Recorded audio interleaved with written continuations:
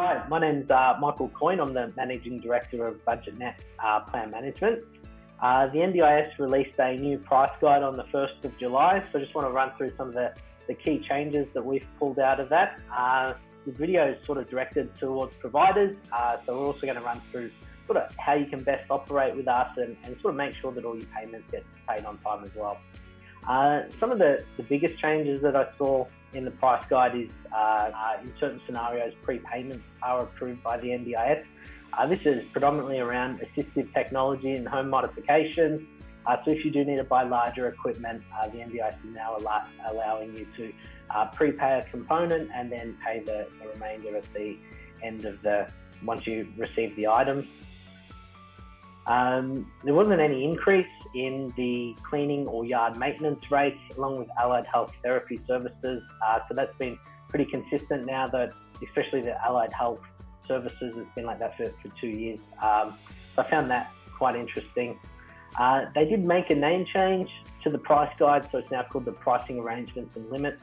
I thought that was quite interesting. I think they're just trying to hint that, participants are able to negotiate price rates and things like that. So you may start seeing that come through in more of the NDIS communication. So you may have those conversations pop up from time to time with participants.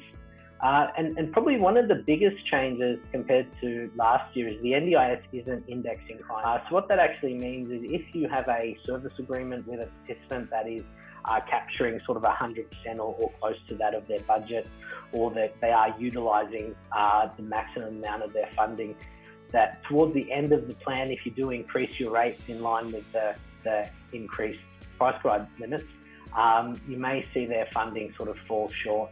In terms of working around that, the NDIS has said that they'll sort of be working with participants that may be impacted to sort of review their plans, but as we know that they're a little bit behind on reviews and things like that. So that may be something that catches a few people out.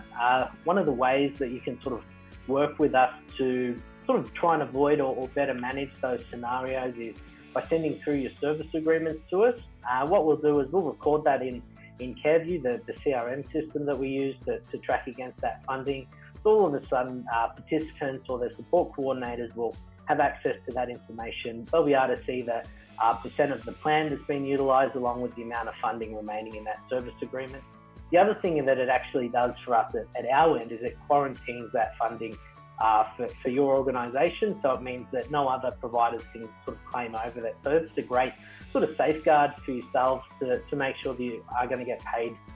In some circumstances, we do need to modify those agreements, but we'll always come back to the providers and the participants just to let everyone know so we're all on the same page.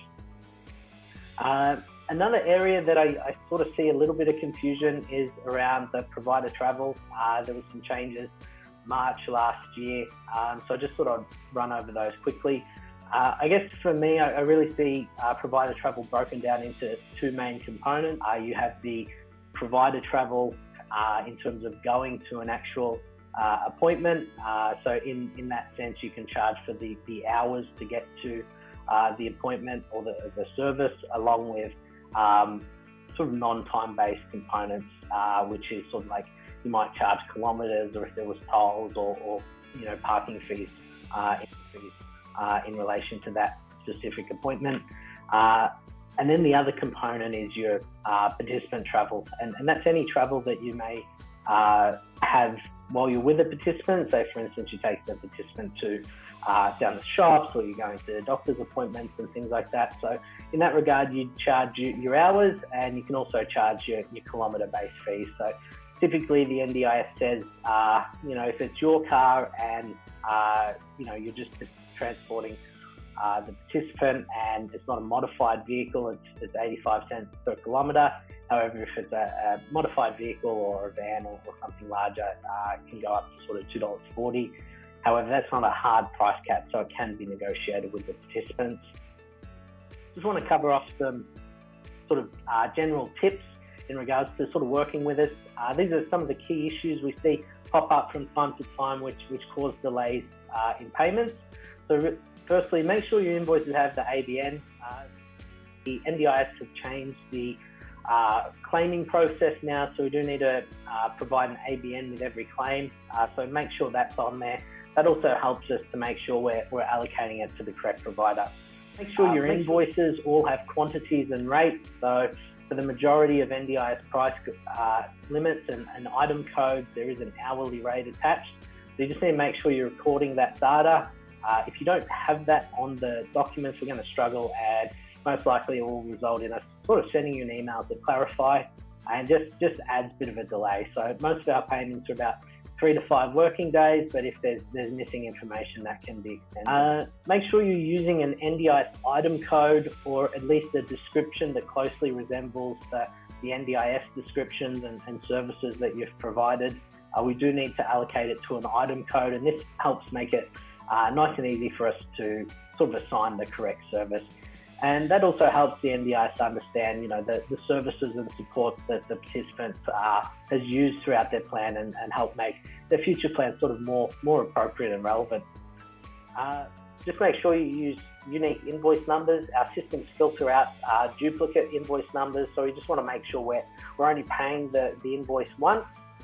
So if you're using the same invoice number for the same participant, or even across different participants, it's going to get flagged by our system, so you need to make sure they're unique. Some people will have the invoicing process, which is, say for instance, invoice 1 for each new client. So if you're using something like that, by adding in maybe a client code at the end, so 1 - their initials, that'll make it nice and easy for us to say, hey, we've paid for these particular invoices, and you're not going to get invoices flagged as duplicates. And I guess the final thing is to really, any invoices that be in a PDF, or essentially a locked format, so something that can't be editable, so that we know, hey, this is the invoice. That's really great for in an audit scenario, or just keeping track of it. The other reason is it shows up really nicely for clients in their Careview app. So if it's in a PDF format, they can view that nice and easily, whereas some other formats, such as Word documents or Excel documents, just don't show up there. That's really sort of all the major things that we've seen with the price guide and some of our tips. If you do want to hear about other sort of content from us, or you got some value out of the video, I'd love to hear about it. We're definitely open to making more of these kinds of things. So if you have any ideas, don't hesitate to reach out. Thanks.